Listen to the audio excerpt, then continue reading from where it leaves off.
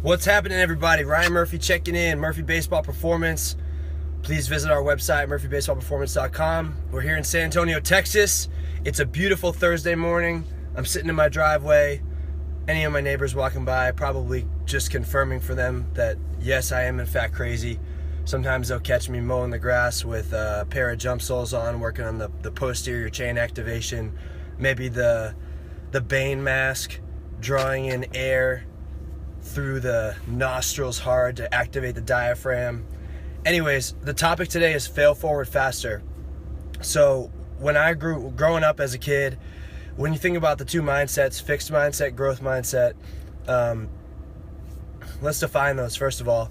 Fixed mindset, some of the characteristics, you don't really believe that, you either have it or you don't. You don't really believe that people can overcome a circumstance. For instance, I always was praised for being good at math, but the way that I was praised for it was like, oh, Ryan, you're talented, you're a natural, you're good at math. So the way that my brain ended up being wired was, oh, okay, I'm good at math, so I don't have to work hard. So hard work equals not good or not necessary, right? Like if you have to work hard, try hard, that's just not, you must not be good. And there is no value in effort. Instead, there's value in just being a natural born whatever. And so then you think about the way that plays out over time. When you are somebody who thinks you're good because you're just talented, you take less risks and you're less willing to fail because failure is a threat to your permanent existence as somebody who's special or different or whatever, right? So the other side of that is growth mindset. I wasn't introduced to this until I was 19 years old, when I first got to the Texas Baseball Ranch in Houston with Ron, Jill, Samantha, Garrett, and Massey, all those guys. Like, we talked a lot in the mornings about mindset, and mindset is the most important thing, and I'm so blessed and grateful that these guys taught me that lesson. But growth mindset was something that they talked about, and what they meant by it was, you look at the world as not fixed, like, hey, you're just, it's not you're good at math or you're not, it's, hey, if the final destination in math is to get to Houston, Texas, some people might be starting in, this is an analogy Ron would always use, some people might be starting in San Antonio to get to Houston, not that bad of a ride. Some people might be starting in Boston to get to Houston. That was me with Velocity, right? Long ride, but you can still get there. But what do most people think? Most people look at their trip and they go, ooh, that looks long. All right. So how does that relate to this concept of fail forward faster? I was terrified to fail. I grew up in a house where my dad, I'll never forget, I was pitching against Walpole, which is in Massachusetts. I'm from Weymouth, Massachusetts. I was pitching against Walpole for Weymouth Legion. I was a young guy on the team. Tim Daly was my coach, my head coach. Don Hall was my assistant. Great guys. They give me the opportunity to go ahead and pitch against Walpole, and I'm terrified. I'm a young kid. These guys are like three years older than me, maybe. We're facing this dude named Sean McDermott, who ended up going to Virginia Tech. He's a lefty. He's thrown in the mid to high 80s, which in Massachusetts is like 100 miles an hour. Seriously. And I remember feeling so nervous before the game. And I expressed that to my dad. I was like, man, he's like, how you doing, bud? I'm like, man, I'm nervous. And he's something to the effect of like, he got pissed. He was like, what do you mean you're nervous? Like, people don't get nervous for that type of stuff. And so that was my first real formative experience that I remember about nerves and being honest about, dude, I'm nervous. And then the feedback from my dad being, well, basically fucking man up. Like that was the message. And I just, looking back on it now, from that moment on, I started to recognize anytime I felt fear or anxiety, I started to let that really eat me up and shrink me, because I was like, oh my God, I'm not supposed to feel nervous. That's for cowards. I'm a coward. Guys in the big leagues don't feel nervous. Why do I feel nervous? And that is so impactful, because the way that you deal with the opportunity to fail in a big situation is literally going to change the way that your life outcome is. And here's what I mean. I was so terrified to fail, but I didn't want to tell anybody about it. So what did I do? I failed for a while, but I didn't learn anything from it because I wasn't willing to acknowledge the fact that the reason I was failing was because I had anxiety that I didn't know how to deal with. I was nervous about screwing up. I didn't want to let my team down. I didn't want to let my family down. think about it. If you're a parent, I want you to honestly assess, like, when you go home after a game, after a weekend series, is your kid feeling like there's more on the line than just that game? Meaning, if your kid doesn't perform well, or if you as a player are sticking your self-worth on the line and saying, oh, if I don't play well, like, my house is going to be up in arms a little bit, which is the way I felt 100%. Like, if I didn't play well, I felt like, oh God, like, Sunday night's not going to be good. My dad's going to be pissed. My dad's going to be, doing whatever. Like, it's not going to be good. So basically now, instead of just being on the mound thinking about, oh, I got to make this pitch, like, hey, fastball in, it's like, fastball in, oh, I hope I don't walk this guy, because if I get walk this guy, then I'm going to get taken out, and then, then I'm going to go, then my dad's going to be pissed, because he's going to be like, how could you walk this guy?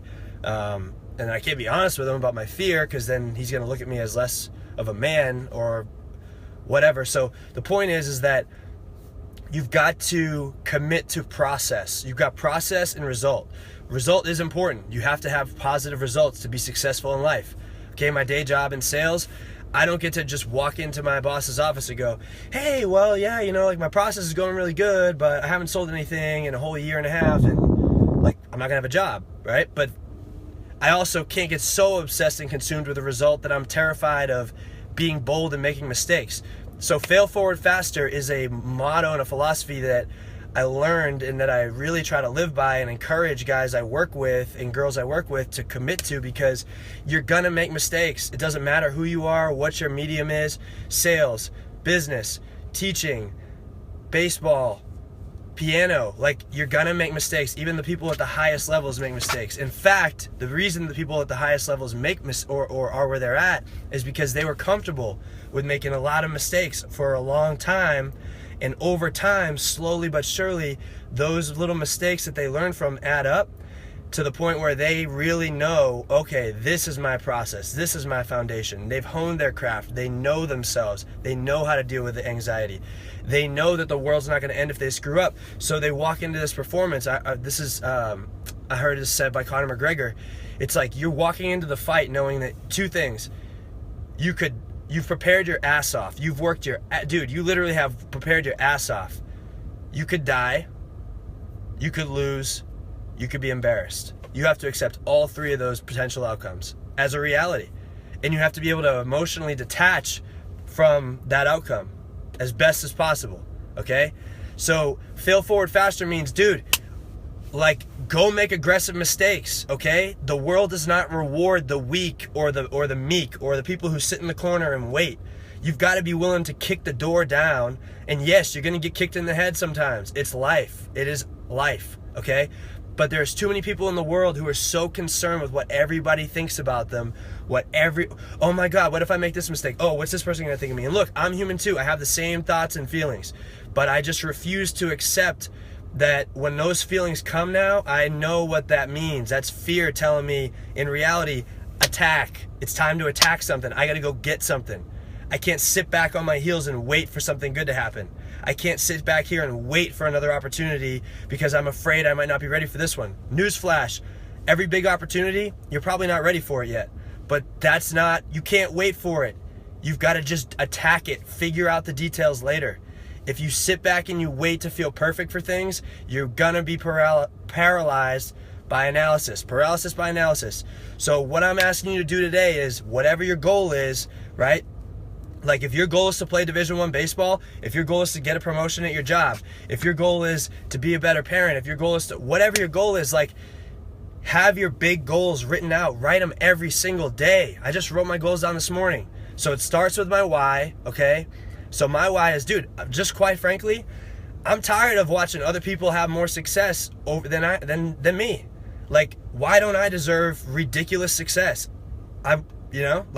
And then it's like, hey, honest reflection, I've been able to create bursts of success in my life, but I've never been able to sustain success. And is that just a part of the process? Maybe. What can I control, though? It's waking up and going out and being aggressive, okay? For my job in sales, it's like, hey, picking up the phone and calling people, making cold calls, all right? That's a lot of fear and anxiety, but guess what? That's the job. So do I want to sit there and whine about it or make excuses about why I can't do it, or am I going to go get it, all right? When it's time to go pitch, you're going to have fear and anxiety, all right? Prepare for it. Know it's coming. and then attack it. Don't sit on the sidelines worried about what this person's going to think or what that person's going to think. The world is full of people now with social media who want to sit back and try to tell you from afar, from their little chair or wherever they're at on their phone, that they can just comment and they can rip you apart. You know, cyberbullying and all this stuff that's happening. It's like they could rip you apart.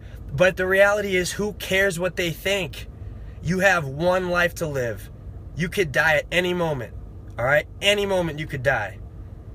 How would you want to live if this were your last day on earth? If you had an opportunity, would you want to be aggressive, or would you want to sit back and hope that it happened?